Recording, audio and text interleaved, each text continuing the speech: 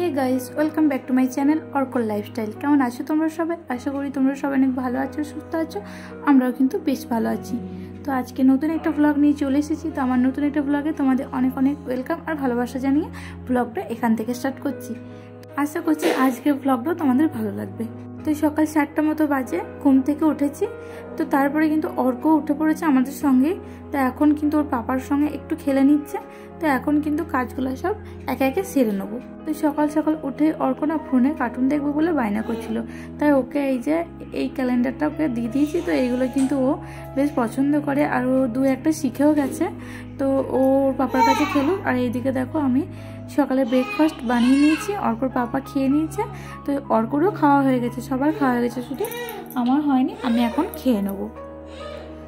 আর সকালে আজকে বানিয়েছিলাম মশালা ওটস। তো এটা বেশ ইনস্ট্যান্ট ম্যাগির মতোই, কিন্তু অতটা টাইম লাগে না, তাড়াতাড়ি কিন্তু হয়ে যায় আর খেতেও খুব ভালো লাগে। তো সকালে খাওয়া দাওয়া আমাদের সবার হয়ে গেছে। অর্কর পাপা ডিউটি চলে গেছে আর অর্ককে কিন্তু ঘুম পাড়িয়ে দিয়েছি। তো আজকে বাজার থেকে শাক নিয়ে এসেছিলো আর বেগুন ওসব সব ছিল আগে থেকে। তো শাক অনেকদিন রান্না করা হয়নি আর ভাবছি আজকে শাকের তরকারি করব। আর এদিকে ঢেঁড়স নিয়ে নিয়েছি। আর এখানে না পালং শাকটা সবসময় কিন্তু বাজারে অ্যাভেলেবেল থাকে, এখন গরমকালেও কিন্তু বেশ অনায়াসেই মিলে যায়।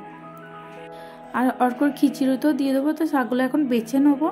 দু একটা কিন্তু ঘাস থাকে এর মধ্যে, সাধারণত অনেক ক্ষেত্রে থাকে না, তবে দু একটা থাকে, যে কারণে বেছে নেওয়াটাই ভালো। তো আমার শাক বেছে কাটা হয়ে গেছে আর সবজিও কেটে নিয়েছি। তো আজকে কিন্তু বেগুন আলু দিয়ে শাকের একটা তরকারি করব। আর আজকে না সকালে বাসি কাজ বলতে শুধু রাতেকার বাসনটাই কিন্তু ধোয়া হয়েছে। আর ঘর ঝাড়ু পোছা এখনও কিন্তু করা হয়নি, রান্না টান্না সেরে তারপরেই কিন্তু করব। আর এ কদিন না দুপুরবেলাতেই করছি সব কাজটা সেরে, কেননা সকালবেলায় ঘরটার পরিষ্কার করে নিলে না অর্ক ওঠার পরে খেলা টেলা করে জল টল ফেলে দিয়ে প্রচণ্ড আবার নোংরা হয়ে যায়, আর তারপরে আবার পরিষ্কার করা সম্ভব হয় না। তাই এই 2-3 দিন হলো এই রান্না টান্না সেরে তারপরে কিন্তু ঘরটার পরিষ্কার করে একদম স্নান করে নিই, তাহলে না অতটা ঝামেলা হয় না। তো এদিকে আমার রান্না প্রায় শেষের দিকে, এদিকে ঢেঁড়সটা ভেজে নিচ্ছি আর ওদিকে কিন্তু তরকারিটাও হতে দিয়ে দিয়েছি আর ভাত কিন্তু হয়ে গেছে। তো আমাদের রান্না সব কমপ্লিট হয়ে গেছে। এখন অর্কর জন্য খিচুড়ি করবো। তো খিচুড়ির জন্য কিন্তু ওর জন্য সবজি নিয়ে নিয়েছি আর 2 রকম ডাল আর চাল দিয়েছি।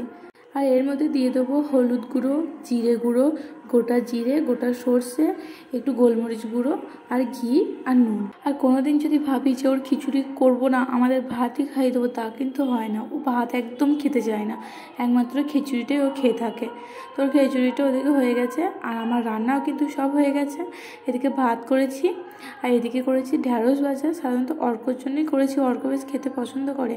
আর এদিকে ডিম আছে, ডিমটা সেদ্ধ করে হালকা তেলে ভেজে নিয়েছি। আর এদিকে করেছি মুসুরি কলাই সেদ্ধ। তো পেঁয়াজ আর লঙ্কা দিয়ে মেখে নিয়েছি। আর এদিকে কিন্তু তরকারিটা হয়ে গেছে। আর এদিকে প্রেসার কুকারে আছে অর্কর খিচুড়ি। তো এদিকে অর্ককে স্নান টান করিয়ে অর্কর পাপাকে খেতে দিয়ে দেবো। আর অর্ককে কিন্তু আগেই খাওয়ানো হয়ে গেছে। তো দুপুরে খাওয়া দাওয়া করে স্নান টান করে এখন বিকেলবেলায় অর্ককে নিয়ে যাচ্ছি নিচেতে। তো আমরা দুজনেই কিন্তু একসঙ্গে যাচ্ছি। সাধারণত আমি অন্যদিন অর্ককে নিয়ে আসি, তো আজকে ওর পাপাও চলে এসেছে। তো এদিকে খেলা টেলা হয়ে গেছে, প্রায় 6টার সময় ওকে নিচে নিয়ে এসেছি। তো প্রায় 2 ঘন্টা মতো খেলেছে, 2-2.5 ঘন্টা মতো। তো এখন ওকে ওপর নিয়ে যাবো। তো তখন দেখ একটা বাঙালির সঙ্গে দেখা হলো, তো অর্ককে একটু কোলে নিল। আর বাঙালিদের সঙ্গে দেখা হলো না, বেশ ভালো লাগে। তো ওকে একটু কোলে নিল। তো এখন ওকে ওপর নিয়ে যাব। তো দেখো ওপর নিয়ে চলে এসেছি। তো আজকে কিন্তু এসে আর ডিনার বানানোর অতটা তাড়া নেই কো। আর আজকে রুটি কিন্তু বানাইনি, আজকে করেছি বিরিয়ানি। তো বিরিয়ানি খেতে আবার ইচ্ছে হলো, যে কারণে কিন্তু আজকে বিরিয়ানি করে নিয়েছি। ওর পাপা সন্ধ্যেবেলায় চিকেন নিয়ে এসেছিলো। তো চিকেন আর ভাত করার ইচ্ছে ছিল, কিন্তু আমার ইচ্ছে ছিল বিরিয়ানি খাওয়ার, তাই কিন্তু বিরিয়ানিটা করে নিচ্ছি। একদম বিকালবেলায় করেই কিন্তু নিচে গিয়েছি, আর নাহলে এসে কিন্তু আর করা সম্ভব হতো না। তো এদিকে রায়তাটাও বানিয়ে নিয়েছি। তো এখন কিন্তু আমরা খেয়ে নেবো।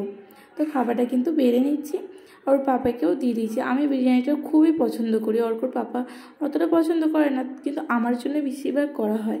তো ওইদিকে অর্কও কিন্তু আছে, অর্কও বেশ খায়, 2-একটা মন হলে কিন্তু খেয়ে নেয়। তবে আজকে কি মন হয়েছে, চাইলেও একটু ওকে খাওয়াতে পারলাম না। আর ওকে কিন্তু রাত্রের খাবার এখনও খাওয়াইনি। বিকালে যেহেতু একবার খাওয়াই, তাই ও কিন্তু প্রায় 9টার পরেই খায়। আর আজকে আমাদের খাবার যেহেতু আগেই বানানো হয়ে গেছে, তাই একটু তাড়াতাড়ি কিন্তু খেয়ে নিয়েছি।